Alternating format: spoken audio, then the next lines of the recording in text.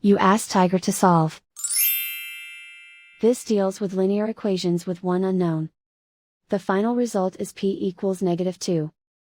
Let's solve it step by step. Group all p terms on the left side of the equation. Add 7p to both sides. Group like terms.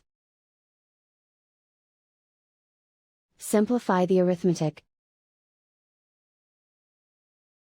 Group like terms. Simplify the arithmetic. Group all constants on the right side of the equation. Subtract 6 from both sides. Simplify the arithmetic.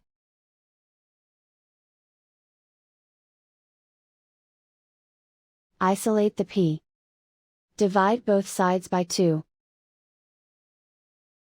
Simplify the fraction.